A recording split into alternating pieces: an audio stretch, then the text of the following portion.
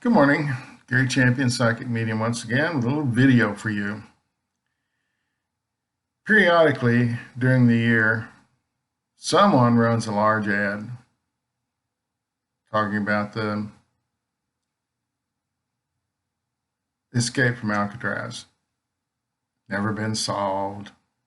FBI still has it as an open case. Why they do it, I have no idea. Whoever's running it, what their purpose is, haven't a clue. It's like periodically you see an ad that says Amelia Earhart plane is found. Clues may be found. That's usually the word. Airplane may be found. And of course it's a hoax. It's just crap. They're not finding anything. But they write a big article about it.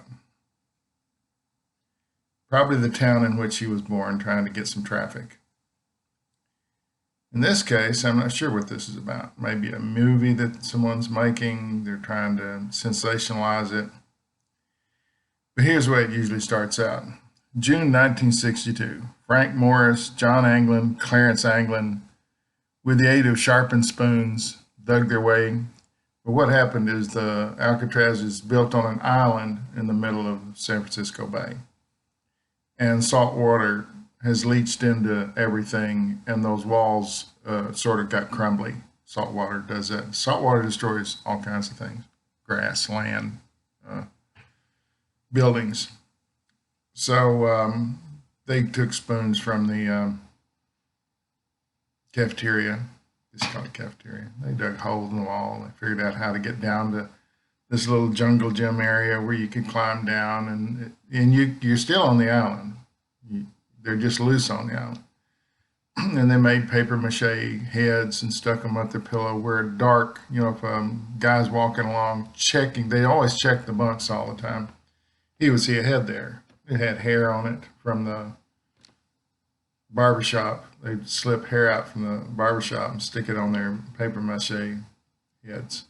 They stuck them under the covers, put a blanket there. It looked like somebody laying there. They got some old raincoats. They glued them together to make an inflatable raft. If you remember, a movie was made about this by Clint Eastwood a long time ago. And what prompts this thing is they always say, well, a letter was received by the San Francisco police. That's been a while ago, but claiming that he was free, that he was living, and his relatives say, oh yeah, we know he's alive. This sort of follows Butch Cassidy and the Sundance Kid too. His relatives always said he was alive, but no evidence of it. Brushy Bill is supposed to be Billy the Kid, and the DNA evidence says he hadn't. These are spoofs and hoaxes planted by the town in which Brushy Bill was married, buried to get some publicity, more tourists. Can't figure out what this is about, but money is involved. Someone just said loudly, money is involved. Anyway, sent a letter saying that he made it, and all three of them made it, and we're living in. First of all, most crooks, if they're in jail, they get out or they escape or whatever, they go back to stealing. That's all they know. That's all these guys ever know. There's no sign that they ever did anything. Activity stopped. And these guys are not, they don't go to Harvard. They're street crooks, street thugs. Been caught before, over and over again. Finally, they put them in Alcatraz, supposedly inescapable. And then they come up with this dumb idea.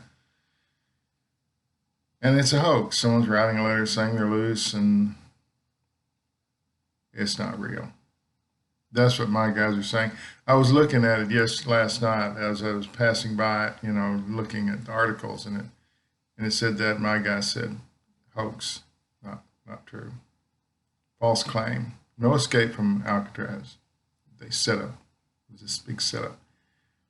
They can't figure out why someone would gain from running an ad saying that these guys lived, because they didn't. Oh, and they'll do enhanced photos of them showing their age at 90. They're 90 years old, and One letter said that if you let me come back to jail for a year, I'll tell you how we did it. And of course, the FBI didn't bite on that one because, and the letters they get, they can test them, but they're inconclusive. They don't show any DNA or anything. So someone, probably not these guys, because I doubt that they know anything about anything. Um, the three homeless men wandering the streets of San Francisco would have been noticed. They just didn't walk around. They had no money. They had no clothes. Prison garb that had been snatched up in an hour. Anyway, kind of set this straight that it's just not real. These poor guys drowned within an hour. That's what they're saying. Within an hour of entering the water, they were all gone. The chances of surviving 50-degree water, it's probably about 20 minutes, 30 minutes maybe, if they were really strong. So, no escape from Alcatraz. Never happened. But yet I see these things like every month or 6 weeks or something. It's someone's attempt to do something to interest people in the case. The FBI has no, it's not an open case. Never was. They said it was, but they had to do that because they didn't find any bodies. Of course, a lot of bodies floated right out of the bay, right into the ocean, were eaten up. Anyway, someone's saying there is no Bigfoot. So, a lot of scams on the internet. For what reason? It's usually money. I'm sure this is someone selling a book or a movie idea or something. No fear, no regret, no anger. Thanks for watching.